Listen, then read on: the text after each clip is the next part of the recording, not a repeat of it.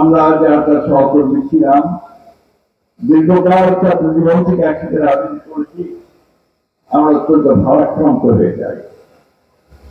ভারাক্রান্ত হয়ে যাই এই জন্যই যে এই মানুষটি এখন খুব বেশি প্রয়োজন ছিল।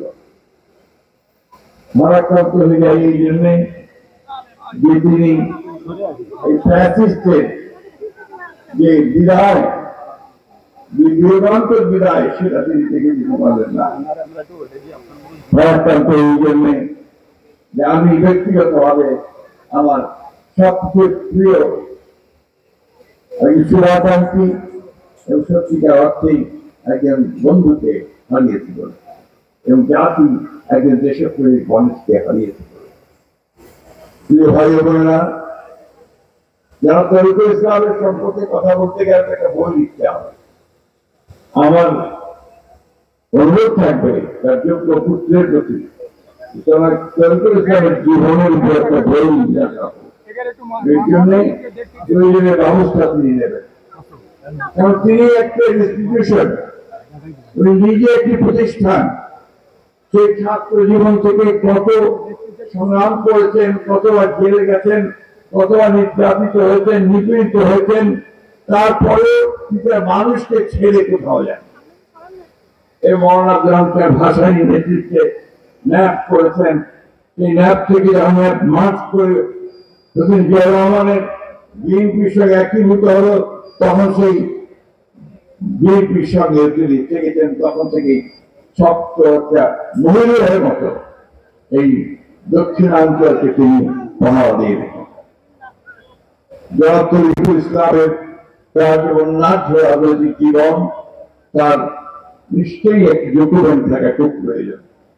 এটা তরিকুল ইসলামের ফ্যামিলির জন্য নয়, এটা আমার পরবর্তী প্রজন্মের জন্য, যে কিভাবে রাজনৈতিক নেতৃবৃন্দ দীর্ঘকাল ধরে তাদের বছরের উপর বছর ধরে পরিবারের দিকে না তাকিয়ে আত্মত্যাগ করেছেন এবং মানুষকে ভালোবেসে, দেশকে ভালোবেসে জীবনকে উৎসর্গ করেছেন।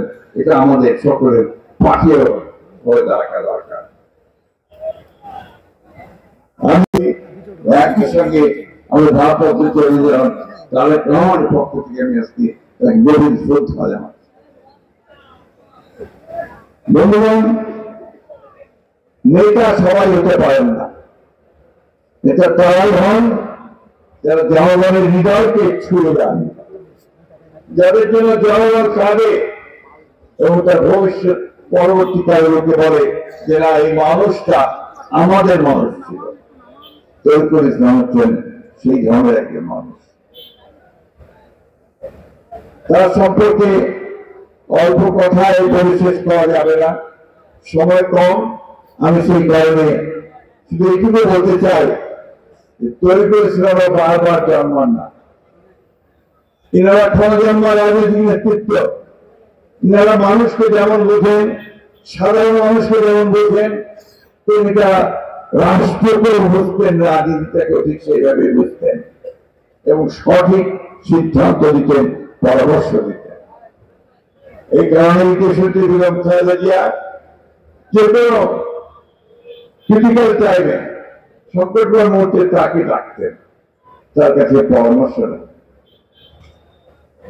উনি খুব অসুস্থ ছিলেন শেষের দিকটায়, তারপরে তাকে দেখেছি যে তিনি সেই অসুস্থ অবস্থায় দেশের নেত্রীর পরামর্শ নিয়ে তাকে পরামর্শ কাজ করছেন এবং দলের জন্য কাজ করছেন।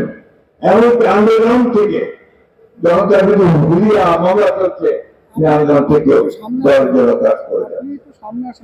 আপনার আসলে মানুষ, আপনি তাকে আমার অনেক ভালো জানেন।